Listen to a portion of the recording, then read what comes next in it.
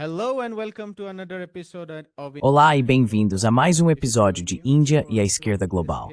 Se você é novo no nosso programa, por favor, clique no botão de inscrever-se. Considere também tornar-se um membro do YouTube, um apoiador no Patreon ou doar pequenas quantias usando o link na descrição. Mas no mínimo, assista a este programa, curta, compartilhe e comente. Sem mais delongas, deixe-me dar as boas-vindas ao nosso convidado desta noite, Lawrence Wilkerson. Lawrence Wilkerson é coronel aposentado do Exército dos Estados Unidos e ex-chefe de gabinete do secretário de Estado dos Estados Unidos, Colin Powell. Coronel Wilkerson, seja bem-vindo de volta ao Índia e à Esquerda Global. Dave efter starting race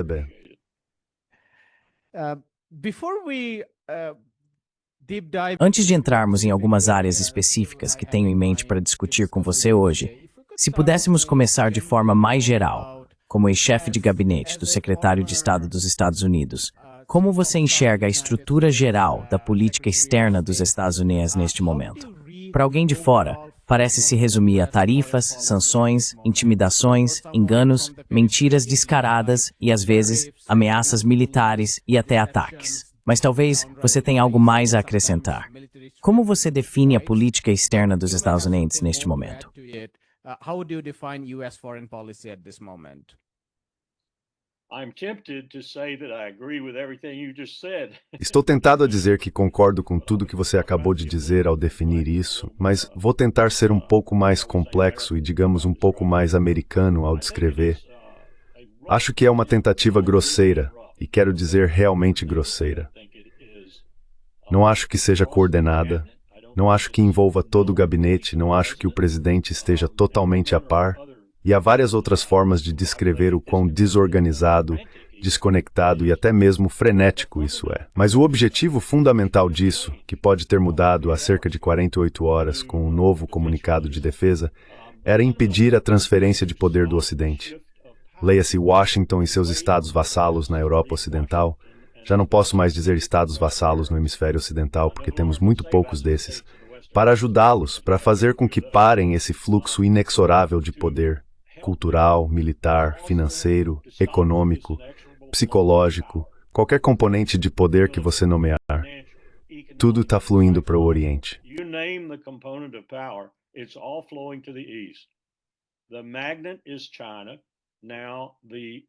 O imã é a China, agora a principal economia do mundo, não tenho dúvida disso. E por causa dos erros estratégicos desta administração em particular, mas que começaram com a administração Biden, perdemos o país mais populoso do mundo, segundo os dados da ONU. Não por muito, mas certamente o país mais populoso do mundo, a Índia. E também perdemos porque acho que Putin finalmente tomou sua decisão. A Rússia sempre olhou para os dois lados. Eles sempre olharam para o oeste e para o leste, que tem um vasto território no leste.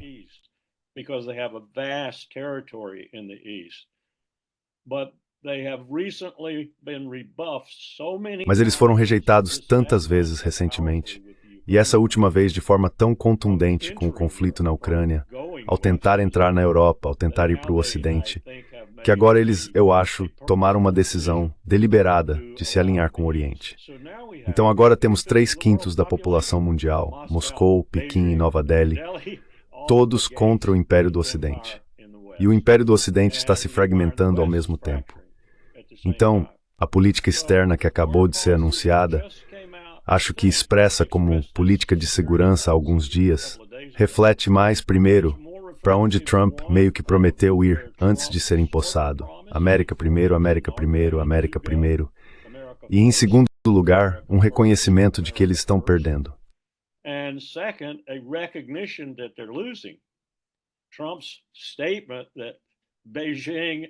A declaração de Trump de que Pequim, Rússia e Índia, por implicação, deveriam se divertir foi uma constatação de fato. Ele ao menos intui que os perdeu, e talvez não vá conseguir, por meio de qualquer tipo de diplomacia, recuperá-los de forma significativa. Em outras palavras, eles estão aliados contra ele e contra o Império no Ocidente. Então vamos recuar, nos retrair e tentar dominar o hemisfério ocidental. Acho que o caso com a Venezuela mostra o início disso. Mas isso já vem acontecendo há algum tempo em relação ao hemisfério ocidental. Agora esse vai ser o foco, eu acho. Então essa é uma discussão muito convoluta, mas acredito que bastante precisa de uma política externa muito desorganizada e descoordenada.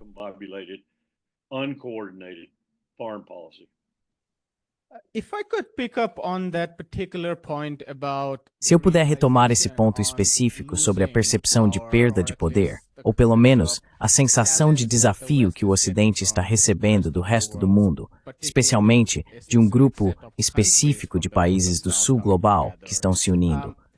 O que me confunde é que se há uma percepção de que existe um desafio significativo vindo do outro lado, a racionalidade diria que você deveria ser mais cuidadoso ao construir mais alianças para enfraquecer o outro lado. Quero dizer, por pura lógica. Estou pensando em como tem sido a relação entre os Estados Unidos e a Índia recentemente. Quero dizer, não estou insatisfeito com o modo como a relação entre Índia e China se desenvolveu ultimamente.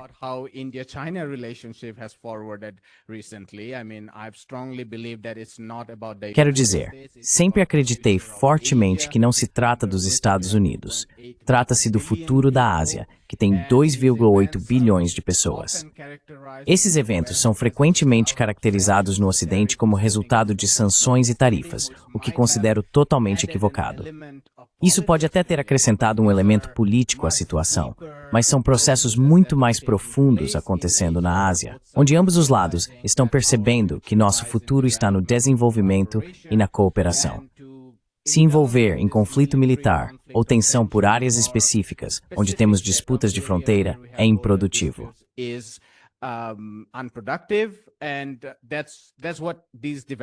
E é isso que esses acontecimentos representam. Mas, de qualquer forma, olhando do Ocidente, parece que estão perdendo um aliado. Então minha pergunta para você é, às vezes sinto que o Ocidente, especialmente o governo Trump, está completamente iludido quanto ao seu próprio poder. Me parece que eles acham que não há desafio ao seu poder, e por isso podem fazer qualquer coisa. Não precisam de aliados. Podem intimidar aliados do leste asiático. Podem, é claro, intimidar aliados da Europa Ocidental e assim por diante. Então, se você puder compartilhar seus pensamentos sobre como o governo Trump enxerga seu próprio poder. Eles estão iludidos quanto ao próprio poder.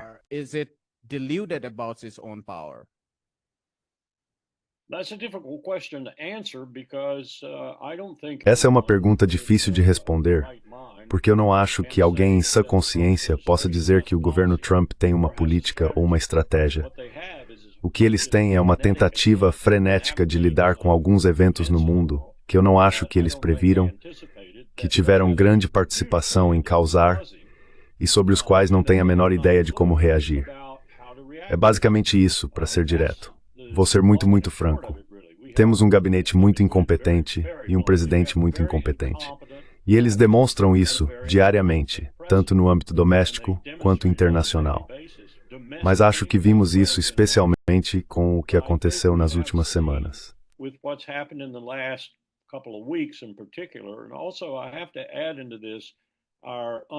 E também preciso acrescentar a isso nosso apego inigualável àquele Estado genocida, Israel, que está simplesmente jogando este país no caos. Provavelmente estamos passando por uma grande mudança agora nos sentimentos dos americanos em relação a Israel, que antes eram neutros, indiferentes na pior das hipóteses e muito favoráveis na melhor. Agora 60% são desfavoráveis e esse número só cresce. E tudo isso foi causado pela mão pesada que Trump, e antes dele o Biden, para ser honesto, trouxeram ao apoiar esse maníaco genocida chamado Bibi Netanyahu, que não parece querer parar, e ele realmente não parece querer parar. Isso está perturbando as coisas de forma significativa para eles.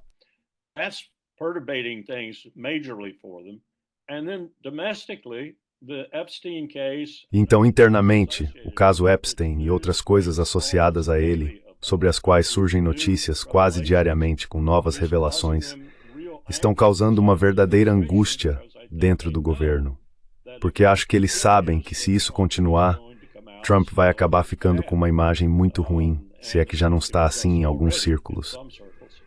Então todas essas coisas estão se combinando para tornar este, como eu disse antes, provavelmente o governo mais desconectado. Acho que eles nem têm um conselheiro de segurança nacional.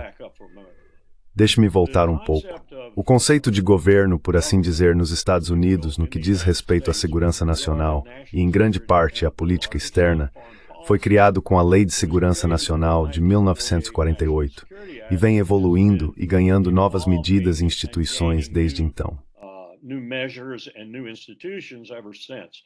The latest institution being the National. A instituição mais recente é o Escritório do Diretor de Inteligência Nacional, que pela primeira vez em nossa história consolidou toda a inteligência sob um único indivíduo, algo que nosso Congresso nunca quis fazer antes, pois era visto como poder demais. Eles realmente limitaram esse poder nessa posição ao não conceder controle financeiro sobre a comunidade de inteligência, nem o que eu chamaria de controle de pessoal. Em outras palavras, a atual DNI, Tulsi Gabbard, não pode movimentar dinheiro, estamos falando de bilhões de dólares, nem pode realocar pessoas com base em especialização, necessidade e assim por diante. Portanto, o poder dela é muito, muito limitado.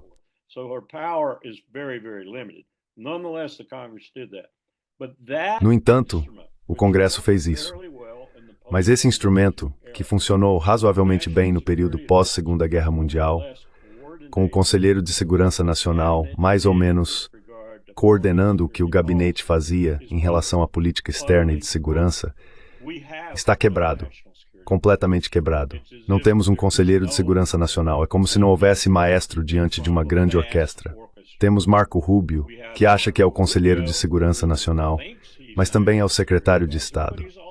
E ele está bastante ocupado, muito obrigado, fazendo impiedosamente as coisas que faz e que queria fazer há anos, como levar a América Latina para um manicômio todos os dias.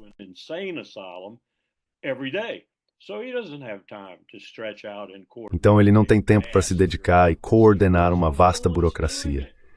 Então ninguém está fazendo isso. Ninguém mesmo está fazendo isso. O que acontece é que Pete Hegseth, na defesa, faz o que quer, Marco Rubio, no Estado, faz o que quer, todos os outros ministros fazem o que querem, e Trump, ocasionalmente, os reúne em reuniões de gabinete, que já não são realmente a forma como administramos nosso governo, mas ele voltou a usá-las porque lhe dão máxima visibilidade e ele pode pontificar e dizer coisas como: o mundo não é lindo, os Estados Unidos não são lindos, eu não tornei tudo maravilhoso de novo. O que ele faz repetidamente.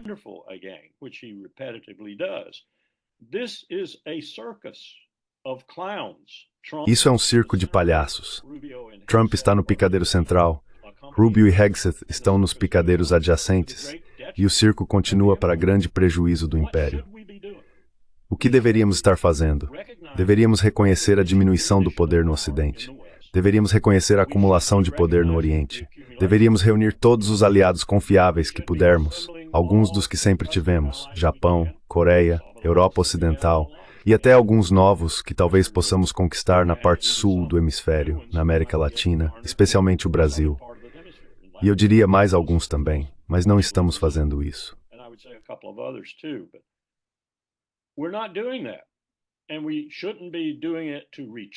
E não deveríamos fazer isso para recuar. Deveríamos fazer isso não para combater essa mudança inexorável de poder, mas para acomodá-la. Para acomodá-la da forma como Xi Jinping e outros, até mesmo Putin de vez em quando, e Sergei Lavrov de vez em quando, têm dito: precisamos cooperar, precisamos colaborar. E precisamos fazer isso em um sentido fundamental de competição estratégica econômica, competição financeira, mas não competição militar, não guerra. Não aqueles outros instrumentos de poder nacional que não deveriam estar na linha de frente da nossa abordagem no mundo de hoje. Mas é isso que estamos fazendo. Sanções e o uso militar tornaram-se os principais ingredientes da nossa política externa de segurança.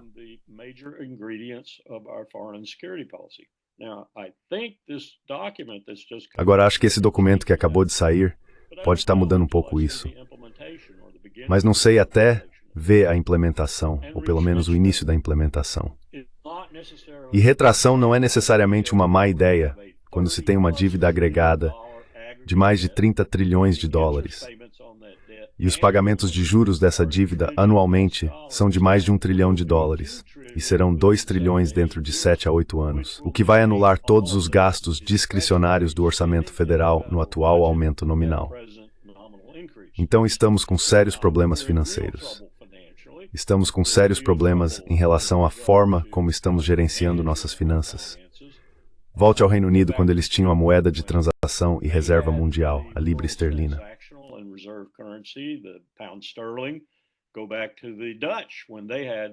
Volte para a época dos holandeses, quando eles tinham uma moeda de fato assim, o florim.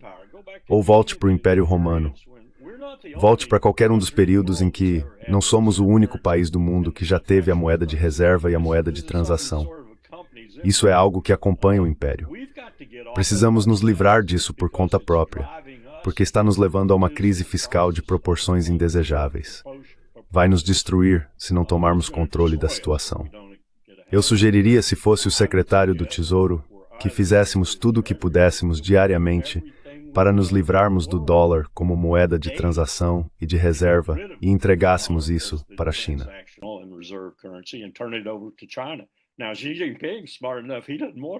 Agora, Xi Jinping é suficientemente inteligente. Ele não quer isso. Ele não quer porque sabe. Os chineses conhecem a história dos impérios. Eles sabem o que acompanha a degradação de um império. E uma dessas coisas é ter a moeda de reserva e abusar dela. E foi isso que todos os impérios fizeram no passado. Veja os britânicos em 1956, quando Eisenhower os forçou a sair de Suez. Pode-se dizer que aquilo foi a gota d'água em muitos aspectos, embora eles venham tentando viver às nossas custas desde então. Mas, essencialmente, foi Eisenhower ameaçando provocar uma corrida contra a Libra no FMI. E não havia como a Grã-Bretanha resistir a isso, especialmente porque tinha uma dívida de guerra enorme.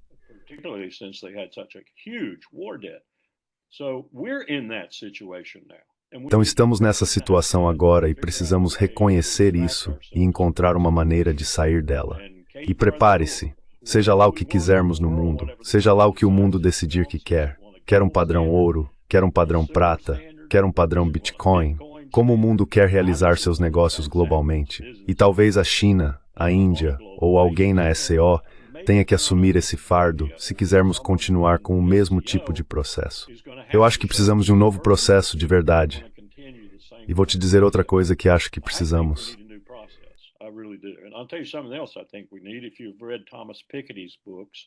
Se você leu os livros de Thomas Piketty, provavelmente concorda que precisamos de alguma forma de criar um imposto global sobre o capital. E precisamos administrar esse imposto para o benefício do mundo, e também para o benefício dos países individualmente, é claro. Mas não podemos permitir que todo esse capital circule pelo mundo, grande parte dele na economia paralela. Ouvi dizer que agora pode haver o 15 trilhões na economia paralela. Não podemos permitir que isso beneficie 1% do mundo, enquanto os outros 99% não se beneficiam, e até mesmo são prejudicados pela concentração de riqueza. Portanto, precisamos encontrar um novo sistema, e não conseguiremos fazer isso se estivermos isolados em nossas próprias bolhas ou se estivermos lutando contra essa transferência de poder.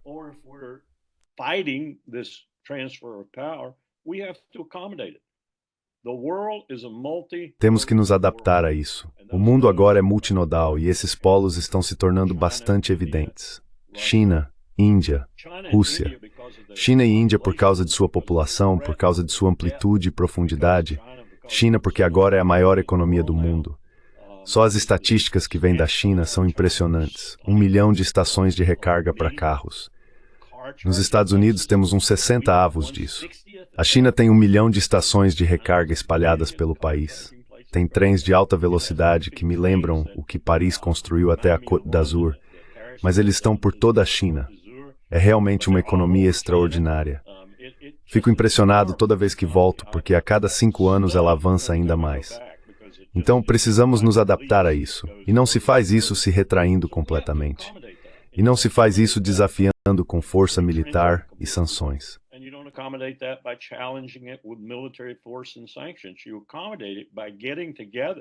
Você resolve isso reunindo-se como fizeram na SCO? Você se senta e conversa sobre todas as coisas que precisamos fazer, sendo uma das principais enfrentar essa crise das mudanças climáticas e retomar o controle sobre as armas nucleares, que foi o que Trump disse que queria fazer, sobre o que conversou com Putin no Alasca e sobre o que Putin concordou que precisava ser feito. Putin chegou a sugerir trazer Xi Jinping para as discussões, para que em Moscou, Washington, Genebra ou onde fosse, eles pudessem sentar os 3 principais poderes nucleares do mundo em termos de armamento e começar a negociar um novo regime de tratados. Talvez pudessem incluir os outros 6 estados com armas nucleares, que em breve podem ser 7, caso o Irã faça o que eu acho que vai fazer, nesse regime, porque estamos em uma situação incrivelmente perigosa agora com as armas nucleares.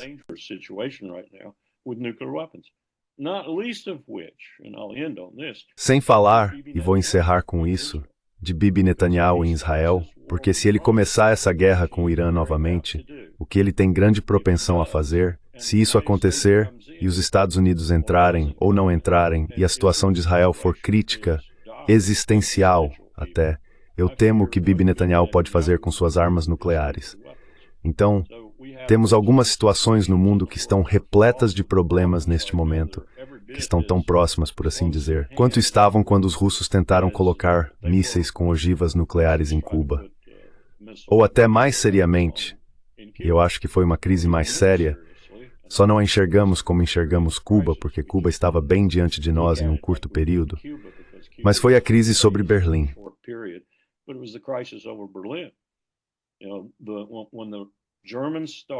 Quando os alemães começaram com a ajuda russa, ajuda soviética, a construir a Schandmauer, o Muro da Vergonha, o Muro de Berlim, nós os ajudamos, porque sabíamos que se aquele muro não fosse erguido, a RDA, a Alemanha Oriental, perderia tantos de seus cidadãos que se tornaria uma ameaça existencial para Moscou, para a União Soviética.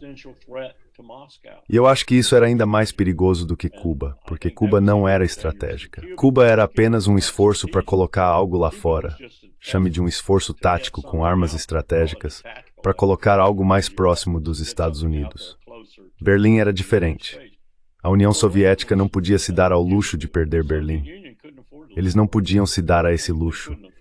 E eles estavam perdendo a RDA.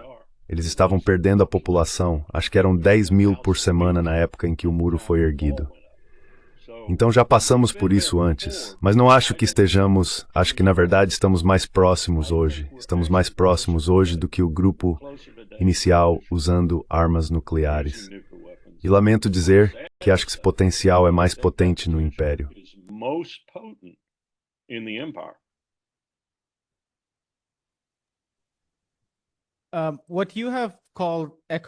O que você chamou de acomodação sobre essa aceitação nos Estados Unidos, no núcleo imperial, em relação às dinâmicas em mudança nas relações de poder mundial? E você mencionou os impérios britânicos. Pessoalmente, sinto que a situação é ainda mais difícil neste momento. Um ponto principal de diferença, eu diria, é que quando o Império Britânico estava em declínio, as condições sociais não eram tão ruins quanto são nos Estados Unidos atualmente. Quero dizer, para citar o próprio trabalho de Piketty, a desigualdade na Grã-Bretanha naquela época, ao longo da primeira metade do século XX, estava na verdade diminuindo. Claro, a Grã-Bretanha estava perdendo sua influência na periferia, principalmente por causa da ascensão dos Estados Unidos, da Alemanha e de outras potências como o Japão. Mas se você olhar internamente, o movimento trabalhista era forte, os salários estavam aumentando, não estavam caindo. Wages were rising, it was not falling. All kinds of indicators. In fact, Britain itself. Quero dizer, todos os tipos de indicadores. Na verdade, a própria Grã-Bretanha não era uma nação devedora como os Estados Unidos são neste momento. Agora pode-se argumentar que a Grã-Bretanha tinha colônias tradicionais das quais extraía muito excedente. Mas, ainda assim, as condições sociais na Grã-Bretanha não eram tão desesperadoras. Esse é o primeiro ponto. E o segundo ponto que eu acrescentaria é que, quando o poder foi transferido da Grã-Bretanha e da França para os Estados Unidos, do ponto de vista do Sul global, foi uma transferência de poder dentro do próprio bloco ocidental. Então, nesse sentido, do nosso ponto de vista, mesmo que tenha sido um realinhamento, mesmo que tenha sido uma recriação, e claro, foi um momento tremendo para o Sul global com a descolonização, etc., etc., o fim do latifúndio latifúndio em muitos lugares.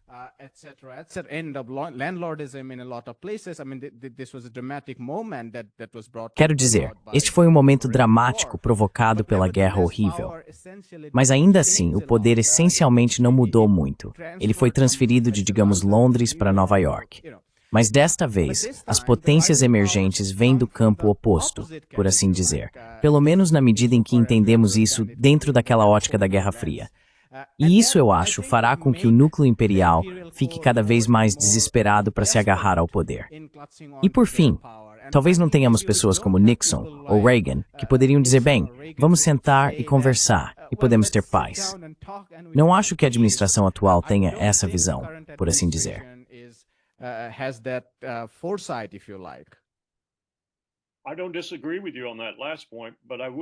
Eu não discordo de você nesse último ponto, mas gostaria de retomar algumas das coisas que você disse.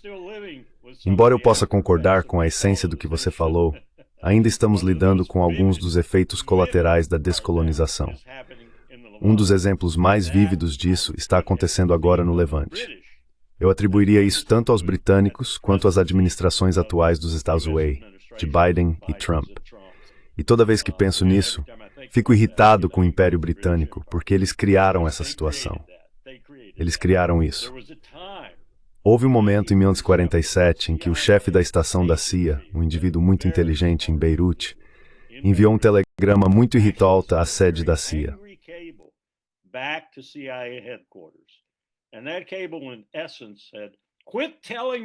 E esse telegrama, em essência, dizia: parem de me dizer para me preocupar com os soviéticos aqui.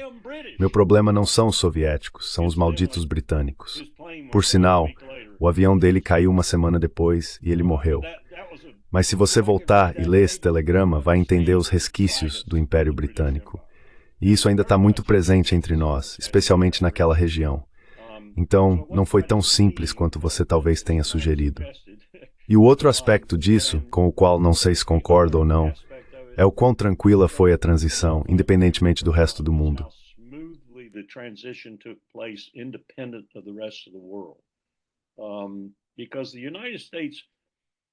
Porque os Estados Unidos, bem, vamos pegar o Irã como exemplo. O povo iraniano, especialmente os persas, entre eles, que na época eram cerca de 60%, acho que hoje provavelmente são 50, 51, 52%, realmente via os Estados Unidos da América como a nova potência mundial, por quem aprenderiam a ter carinho caso já não tivessem, porque nos viam como uma potência descolonizadora. Eles nos viam como uma potência que, na Segunda Guerra Mundial, derrotou todos aqueles que tinham colônias e que até causou aos aliados, como a Grã-Bretanha, tantos problemas com seu império que depois não conseguiram juntar os cacos, ou pelo menos foi bem difícil. E claro, 1956 e Suez meio que reforçaram isso. Quem foi o último presidente dos Estados Unidos a dizer para Israel tirar suas malditas forças de lá, ou então colocaria tropas americanas para forçá-los a sair?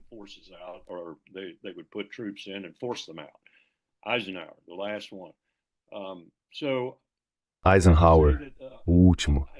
Então tudo isso para dizer que acho que ainda há uma chance, com a atual construção do império, e essa chance está desaparecendo rapidamente, de responder a, e esse é apenas um exemplo, aquele sentimento no Irã, que agora está se dissipando rapidamente. Esse sentimento também estava presente em outros lugares, na África, por exemplo, em todo o continente, basicamente, e de ressuscitar um pouco desse sentimento, se esse for o termo certo, que estava presente naquela época. Mas não vejo nada parecido acontecendo. Na verdade, o que estamos fazendo na África? Estamos bombardeando pessoas na Somália repetidamente, pelo que me dizem. Não estamos fazendo nada que se pareça remotamente com o que os iranianos esperavam dos americanos e do Império Supremo que representávamos e que prometemos em 1945. Nós renegamos praticamente toda essa promessa.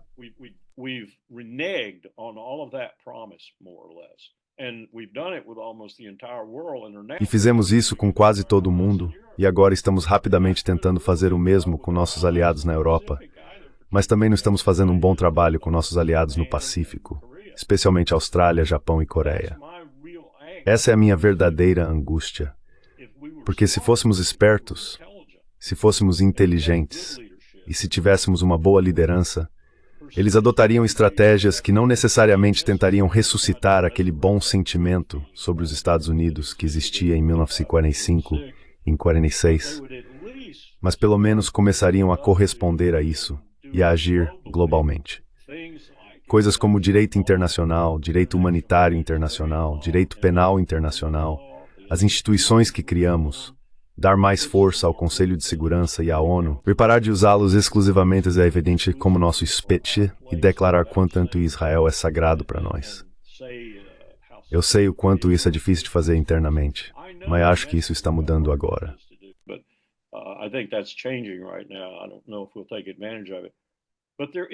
Eu não sei se vamos aproveitar isso, mas existe um caminho, não para ressuscitar o império, nem mesmo para salvar o império, mas para abandonar o imperialismo de uma forma que seja não só benéfica para nossa própria saúde e segurança, mas também para o mundo.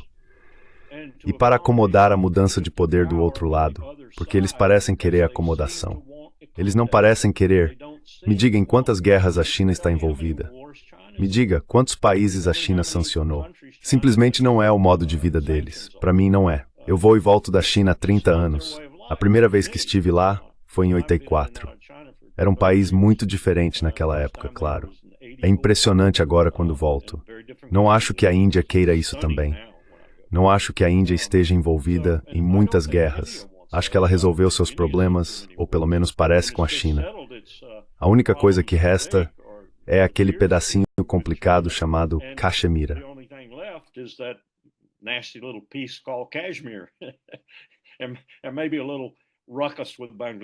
E talvez um pequeno tumulto com Bangladesh de vez em quando. Mas basicamente isso é uma comunidade do tipo ASEAN. Lembro vividamente quando estávamos nos esforçando tanto para que a ASEAN tivesse um componente de segurança.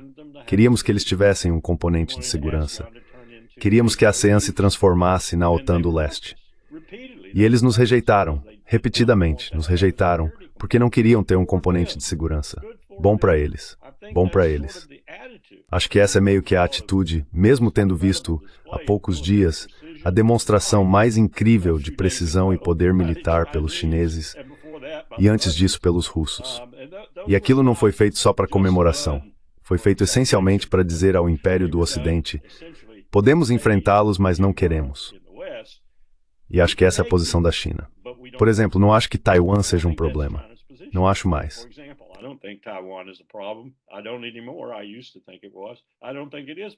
Eu costumava achar que era. Agora não acho mais, porque os chineses são espertos o suficiente para saber que ninguém venceria uma guerra. Eles venceriam uma guerra convencional, e então nós recorreríamos ao nuclear, e ninguém venceria isso. E eles são espertos o suficiente para saber disso. Então eles não vão usar força contra Taiwan. Eu não diria isso em voz alta para os chineses e destruir a ambiguidade que criamos sobre o assunto. Parece que estamos querendo fazer isso. Mas é apenas uma outra configuração. A OCS, por assim dizer, parece ser a manifestação mais recente disso, diferente da configuração que temos. E a configuração que temos é sombria.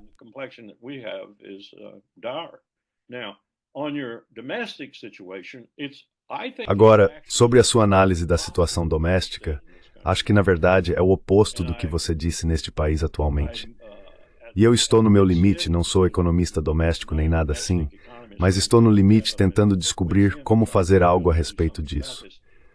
Acho que talvez a situação em Gaza esteja influenciando, lenta mas seguramente. O que temos neste país é uma massa de pessoas que estão apenas confortáveis o suficiente para não ficarem realmente revoltadas. É isso que temos. Mesmo que a disparidade de riqueza seja a pior da nossa história, a má distribuição de riqueza, ainda temos isso. E nem vou falar dos 50% mais pobres.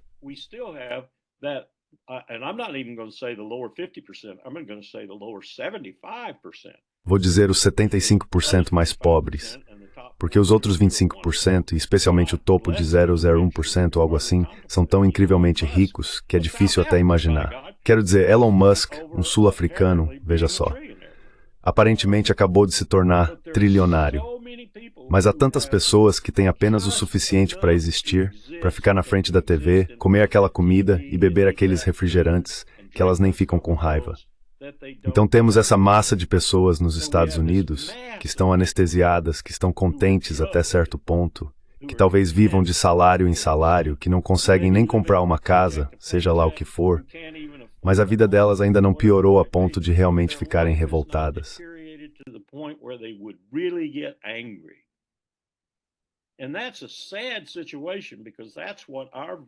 E essa é uma situação triste porque é isso que a nossa versão de democracia liberal fez. E as pessoas ricas, os 0,1%, são as que fizeram isso, continuam fazendo e gostam que seja assim, e adorariam pegar a IA, a robótica e outras tecnologias associadas e tornar isso permanente. Tornar isso permanente. É isso que me enoja na situação doméstica. Você não consegue mobilizar os americanos. Essas são as pessoas que derrubaram o império mais poderoso do mundo com a ajuda dos franceses. E hoje você não consegue mobilizá-los para fazer nada, exceto uma pequena minoria. Isso é o mais difícil de encarar e pensar que podemos nos recuperar, porque esse é um problema enorme.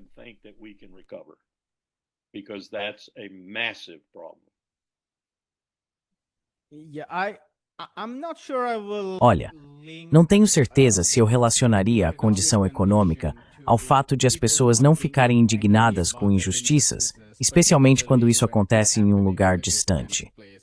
Quero dizer, alguém poderia argumentar do lado oposto que justamente porque a vida das pessoas está tão ligada às próprias precariedades, e estou pensando em lugares como a Índia, você poderia fazer o mesmo questionamento.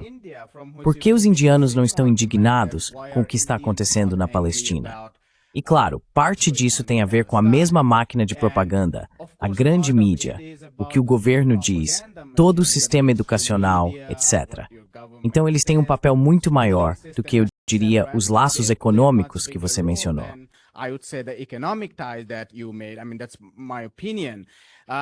Quero dizer, essa é a minha opinião.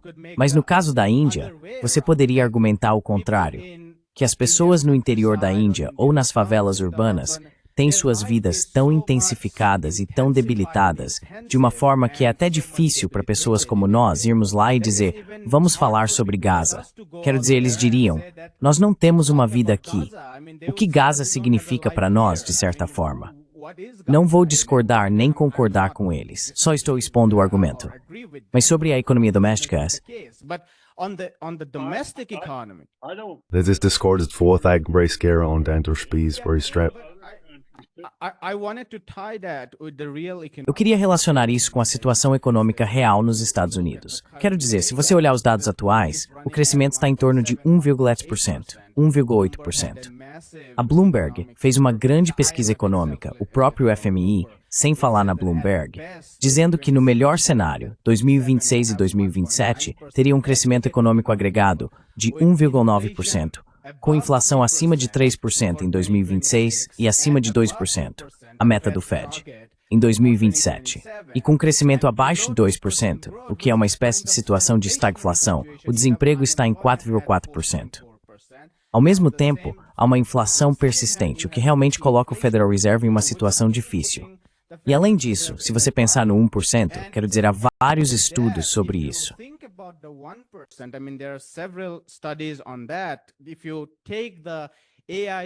Se você considerar a tecnologia gerada por IA, os magníficos 6, 7, seja lá quantos forem, eles estão contribuindo, quero dizer, um estudo da Bloomberg diz que eles estão adicionando 0,6% ao crescimento nos Estados Unidos. Agora, se o crescimento total é de 1,6, 1,7, 1,8% e 0,6% vem desse segmento minúsculo, ações impulsionadas por IA, então você está literalmente vendo 1,2% vindo do restante. E agora você pode pensar sobre o privilégio exorbitante do dólar, que permite esse estímulo fiscal de operar com déficits de 6 a 7%, até 10%. E mesmo que eu possa ter discordâncias sobre o impacto desse estímulo fiscal, acho que a maioria dos economistas tradicionais argumentaria que no curto prazo, embora se possa discordar sobre o longo prazo e sobre o impacto disso.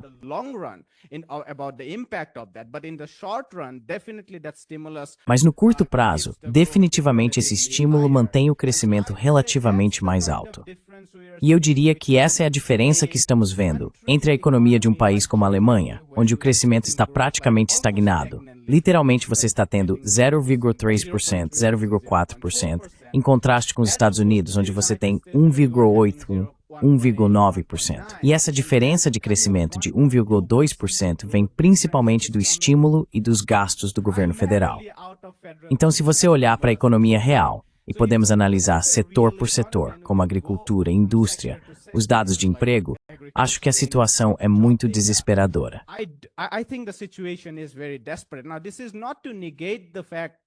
Agora, isso não é para negar o fato, um dos seus pontos, de que, no geral, se você comparar a vida nos Estados Unidos com a vida em grande parte do resto do mundo, estou pensando no sul global, não na Europa, a vida ainda é melhor aqui. Mas não tenho certeza se as pessoas pensam nesses termos. Não acho que alguém vivendo em Nova York ou Illinois pensaria em como as pessoas têm lutado na Índia. Elas podem ouvir histórias de seus pais e comparar as dificuldades de geração para geração. E acho que houve uma mudança intergeracional aí. Uma geração atrás era relativamente fácil encontrar um emprego e pagar as contas da casa. E agora é desesperador. Gostaria de saber qual é a sua resposta aos meus pensamentos.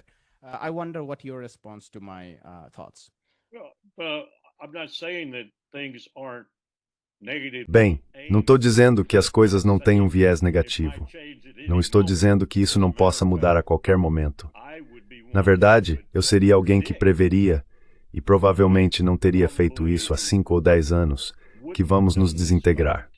Estado por estado, vamos nos desintegrar.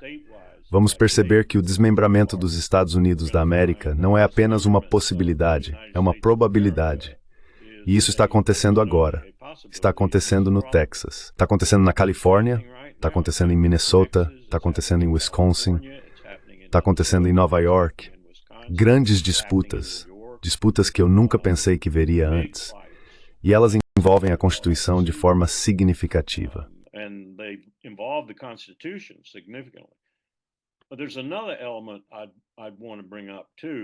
Mas há outro elemento que eu gostaria de mencionar também, que acho que o resto do mundo não estão atento ou sequer ciente. E isso está contido em um livro chamado Dark Crusade, que mais ou menos expõe o que eu chamaria, o autor chama de o terceiro grande despertar, mas eu chamaria de o quarto grande despertar. Ele realmente chama de o terceiro grande despertar. E o que ele quer dizer com isso, o que queremos dizer com isso em nosso meio, é um despertar religioso. E o que isso fez foi agravar essa situação no Levante.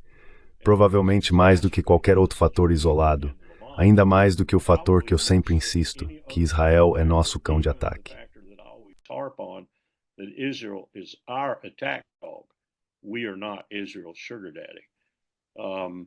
Nós não somos o patrocinador de Israel. E isso, dispensacionalistas é como os especialistas os chamam. Eu chamo de fundamentalistas. Mas temos entre 50 e 65 milhões de pessoas nos Estados Unidos, pense nisso por um momento, que estão esperando que a situação no Levante produza o arrebatamento, o fim dos tempos, o Armagedon, ansiosamente aguardando por isso. Eles não se importam com quem morre. Eles não se importam com quem é morto, desde que isso se encaixe mais ou menos no roteiro deles. E o roteiro deles vem do Antigo Testamento. O roteiro deles é, como Ted Cruz, o senador Ted Cruz, disse recentemente a Tucker Carlson, seu guia para a tomada de decisões de segurança nacional. E essas pessoas têm o governo nas mãos.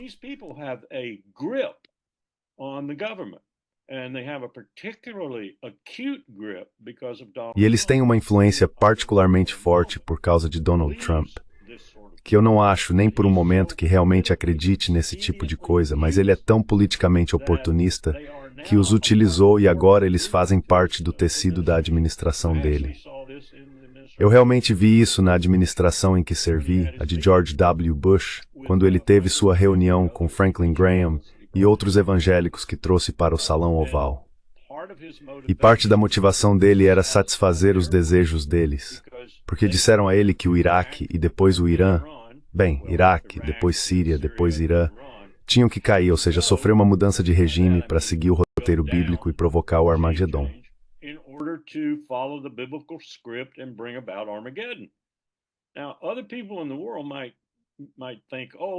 Agora, outras pessoas no mundo podem pensar, isso soa como algo que viria de uma interpretação americana do Islã, ou algo assim. É realmente insano. Desculpe, mas é a verdade. Temos uma parte significativa da nossa população que vota, que tem alguma riqueza, em alguns casos muita riqueza, que inclui bilionários, oligarcas, como os chamaríamos. E todos eles estão esperando pelo arrebatamento, pelo fim dos tempos. E acham que o roteiro está sendo seguido agora bem de perto. E não querem que nenhum líder dos Estados Unidos se desvie desse roteiro, o que vai ser um dos fatores determinantes em relação à nossa ajuda a Israel por uma mudança de regime no Irã, eu acho, antes do Natal.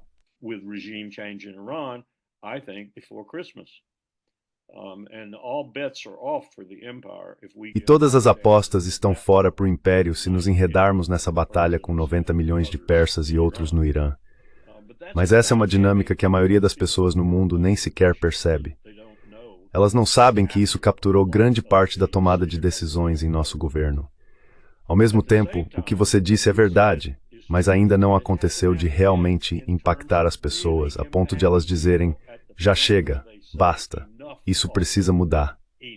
Existem segmentos fazendo isso, mas veja para onde elas têm que direcionar sua atenção. Um partido democrata corrupto e um partido republicano corrupto.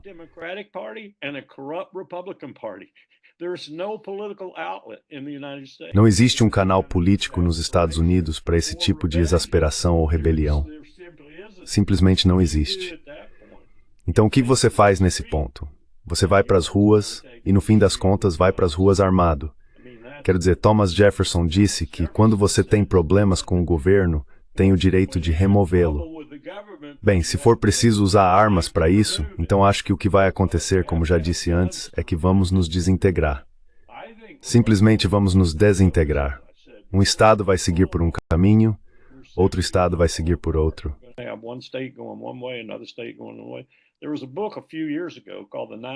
Há alguns anos houve um livro chamado As 9 Nações da América do Norte. Ele também tinha um mapa. O autor incluiu um mapa. E você tinha as províncias do oeste do Canadá, aliadas ao noroeste do Pacífico, e tinha províncias do sul, aliadas a 1 ou 2 estados do México, e outras que simplesmente seguiam seu próprio caminho, tipo, estou declarando a República de Nova York, ou algo assim. A maioria das pessoas achava isso fantasioso, sem chance de acontecer, mas eu conseguia ver isso acontecendo. Eu conseguia ver o país sendo desmembrado. Você quase poderia comparar isso, talvez, ao desmembramento da Commonwealth, quando o Império Britânico acabou. Quero dizer, eu meio que vivi isso.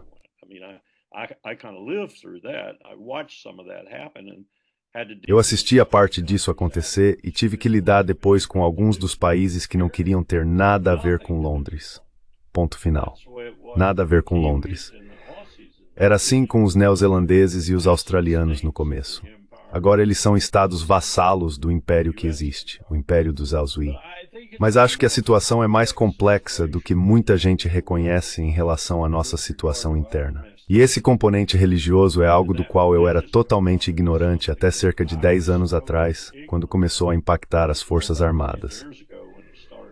Agora temos nas Forças Armadas dos Estados Unidos da América, como Trump disse, as Forças Armadas mais poderosas do mundo, que estão cheias.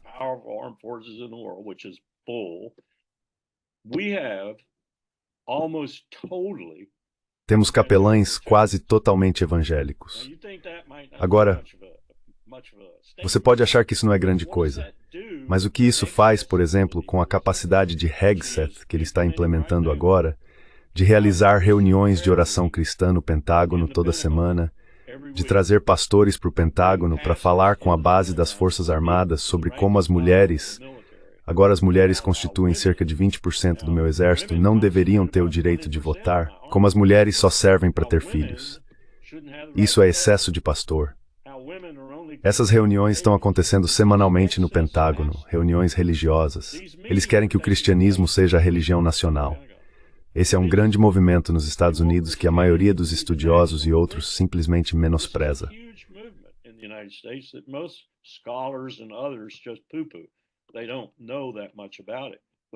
Eles não sabem muito sobre isso, mas está acontecendo. E eu tenho estado imerso nisso no que diz respeito às fileiras militares, porque estamos tentando impedir isso e garantir que a separação entre igreja e Estado continue sendo um princípio fundamental das Forças Armadas. É perigoso dentro do meio militar permitir isso, porque também há muitas pessoas que não compartilham dessa crença e que estão sendo realmente oprimidas por terem que participar de reuniões de oração cristã e coisas do tipo. É algo perigoso de acontecer nas Forças Armadas. Não precisamos do cristianismo como religião nacional imposta pelas Forças Armadas dos Estados Unidos. E é para esse caminho que essas pessoas querem ir. E pelo que posso perceber, Hegseth está colaborando com eles.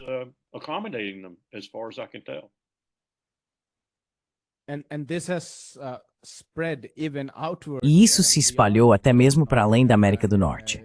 Quero dizer, há uma influência profunda, especialmente na América Central, mas até mesmo na América do Sul, os evangélicos, o que em parte explica por que em muitos países da América Latina há um grande apoio a Israel. Claro, um grande segmento dos governos latino-americanos tem sido progressista em relação à questão palestina, condenando o genocídio e até propondo medidas concretas de sanções, etc. Mas eles fizeram isso apesar dessas enormes pressões dos eleitores evangélicos domésticos.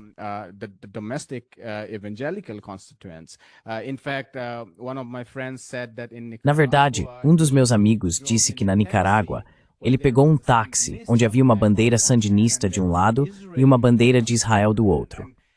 Ele ficou bastante confuso inicialmente sobre o que estava acontecendo. Descobriu que o motorista apoia algumas das políticas econômicas dos sandinistas e é membro desse movimento, mas social e religiosamente, ele é evangélico. Para ele, a bandeira de Israel não representa necessariamente nada do que está acontecendo na Palestina, mas sim suas próprias ideias religiosas derivadas de noções bíblicas e assim por diante.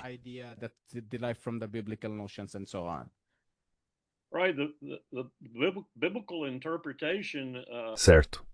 A interpretação bíblica que o senador Cruz revelou um pouco em sua entrevista com Tucker Carlson é simplesmente que Israel está fazendo a obra de Deus ao matar os palestinos e que também precisamos matar os iranianos para chegar ao fim dos tempos. E algo de que eu não tinha conhecimento. Eles acreditam que, e isso é tão antigo quanto esse movimento, que pode remontar a 700 ou 800 anos atrás, eles acreditam que os russos, são os soldados do anticristo. Então isso explica muita coisa. Eu não conseguia entender por que tantos americanos eram tão virulentos em seu ódio à Rússia, e esse conflito na Ucrânia produziu isso. Eu sabia que parte disso era porque há uma população ucraniana significativa nos Estados Unidos, por exemplo, em Chicago e em outros lugares.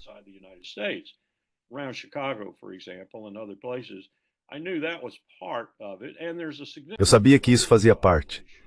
E há uma população polonesa significativa também, como você provavelmente sabe, nos Estados Unidos. E a Polônia não é mais, eu acho. Eles estão despertando.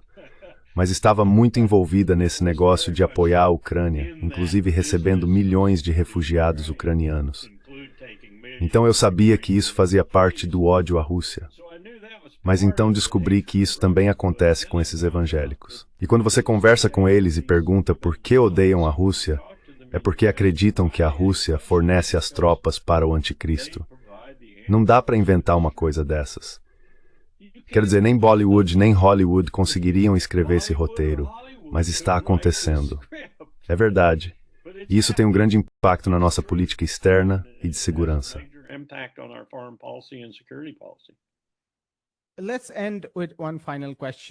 Vamos encerrar com uma última pergunta sobre Israel. Quero dizer, você já deu indicações suficientes sobre como estava interpretando a situação quando chamou Israel de cão de ataque. Mas só para tornar a questão um pouco mais específica sobre as chamadas negociações, Donald Trump disse recentemente que está elaborando um novo plano que pode ser inovador e muito bom para os palestinos. Acho que, para nossos espectadores, a grande divisão tem sido que o Hamas está falando sobre um cessar-fogo permanente.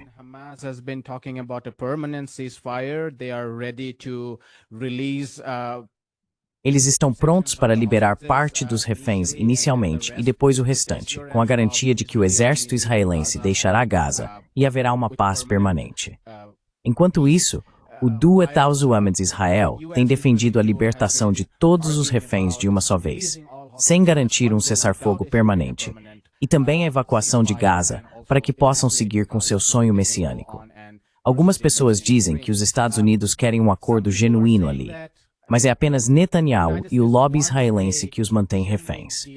Outros dizem que, na verdade, a própria administração de Washington é movida pelos mesmos tipos de motivações que Netanyahu e a extrema-direita. Esse é o quadro do cão de ataque.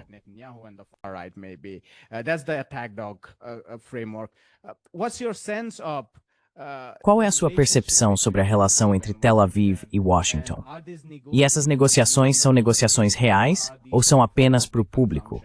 Washington fazendo declarações como se novos planos ou novas negociações estivessem acontecendo. São reais apenas para o público ou são motivadas por setores do eleitorado doméstico que estão muito inquietos com o que está acontecendo em Gaza? Eles estão realmente tentando criar pelo menos alguma aparência, como vimos antes. O governo Biden tentou fazer isso. Quero dizer, seu coração sempre esteve com os sionistas, mas queria criar essa aparência, já que segmentos de sua própria base pressionavam por mais ações em relação a Gaza.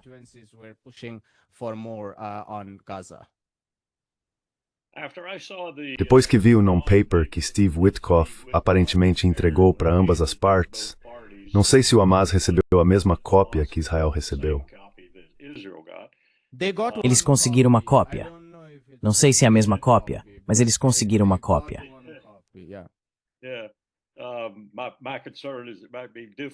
Sim, minha preocupação é que pode ser diferente porque somos traiçoeiros assim. Mas depois de ver isso e entender exatamente o que estamos tentando fazer, acho que é difícil com Trump, difícil com toda a administração. Eu responderia isso usando essa metáfora, analogia, ou como quiser chamar. Não é nenhuma das duas. É realmente o que está acontecendo que exemplifica o que penso ser a resposta à sua pergunta. E o que quero dizer com isso é o seguinte. A UNGA, essa tentativa de fazer a Assembleia Geral da ONU receber uma carta de Mahmoud Abbas pedindo uma UFP, uma implantação de Forças Unidas pela Paz sob os auspícios da Assembleia Geral da ONU. Assim, o secretário-geral, o Conselho de Segurança da ONU, não podem fazer nada a respeito. Já fizemos isso antes, mais notavelmente com Arafat em 1988, se não me engano. Most notably with Arafat in 1988, I think it was. We look at that and we say, olhamos para isso e dizemos, e é aí que entra a minha resposta. Ah, sim, poderíamos fazer isso, desde que os pacificadores fossem franceses, britânicos, alemães e americanos. Desde que os mantenedores da paz, ou melhor, os impositores da paz, porque estamos falando de regras do tipo capítulo 7, entrem com regras de engajamento que permitem atirar para matar, se necessário. Não é o típico desdobramento da ONU sobre o capítulo 6. Posso estar invertendo, mas essa é a distinção. O que estamos fazendo ali é exatamente o que queremos fazer em um período mais curto com o que você acabou de descrever. Esse acordo, esse tratado de paz, esse cessar-fogo, seja o que for. Estamos colocando o que está acontecendo agora, a extinção dos palestinos até a última mulher, homem, criança, o que for, de volta ao status quo ante.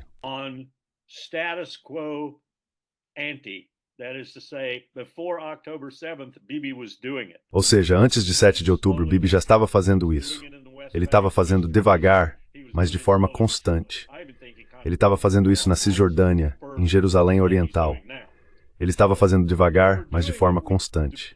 Eu até acho que ele cogitava ir além, como está fazendo agora. Então, o que estamos fazendo, se implantarmos esse tipo de força, se tivermos esse tipo de assentamento como você mencionou, é parar a matança horrível. Muito tarde. Parar a fome, muito tarde. Mas é só voltar ao ritmo lento. E Netanyahu, ou quem o substituir, vai continuar fazendo a mesma coisa. A Cisjordânia vai se transformar em território israelense, Judeia e Samaria. Tudo mais que eles conquistaram começará a expandir suas fronteiras.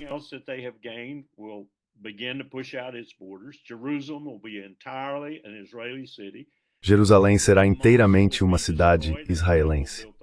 A mesquita será destruída e um templo será construído em seu lugar. Tudo isso acontecerá com a bênção dos Estáusam e do Ocidente. É só isso que esse tipo de acordo vai significar. E é por isso que agora não tenho tanta certeza se sou a favor desse envio de forças pela GNU. Eu seria totalmente a favor para parar a matança, mas acho que você poderia colocar um obstáculo nesse plano. Você poderia colocar um obstáculo nesse plano, talvez até impedir esse plano, fazendo com que os pacificadores não sejam britânicos, franceses, alemães ou americanos.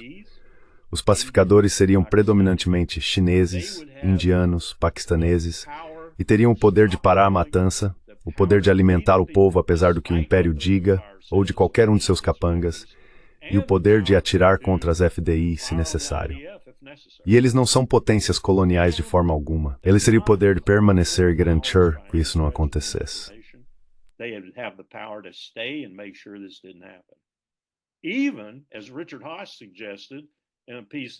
Até mesmo como Richard Haas sugeriu em um artigo outro dia, meu antigo chefe Richard Haas, tirem os colonos da Cisjordânia. Tirem eles da Cisjordânia. Simplesmente saiam, pessoal. Voltem para onde vieram, vocês não vão ficar lá. Essa é a única maneira que vejo de uma solução de 2 estados viável ser possível, ou até mesmo de um único estado democrático ser possível. Não pode ser judeu. Não pode ser judeu. E então o poder do útero provavelmente favorece os palestinos. Ainda assim, essa é a única maneira de resolver esse problema. Mas não vamos fazer isso, porque minha teoria é a teoria certa. Israel está trabalhando para nós. Nós não estamos trabalhando para eles. E queremos que todo poder na região do Golfo desapareça como está atualmente constituído. Se não forem democracias liberais que nós abençoamos, leia-se, capachos do império. Queremos que desapareçam. Israel Stam. Israel is doing that. Vamos encerrar por aqui, Coronel Wilkerson. Esta foi uma conversa fascinante. Achei que você trouxe algo relativamente diferente de muitas das conversas que costuma ter. Muito obrigado. Braced. Se cuida. Você também. Tchau. Hi, my name is Ayushman. Oi, meu nome é Ayushman. Eu, junto com Jyothishman, começamos essa plataforma. Nos últimos 2 anos, tentamos criar conteúdo para as forças de esquerda e progressistas. Já entrevistamos economistas, historiadores, comentaristas políticos e ativistas até agora. Se você gostou do nosso conteúdo até aqui e quer que a gente construa um arquivo para a esquerda, tenho 2 pedidos para você. Por favor, considere fazer uma doação para a causa, o link está na descrição abaixo. E, se não puder fazer isso, não fique triste. Você sempre pode curtir nossos vídeos e compartilhá-los com seus camaradas. Por fim, não se esqueça de clicar no botão de inscrever-se. Don't forget to hit the subscribe button.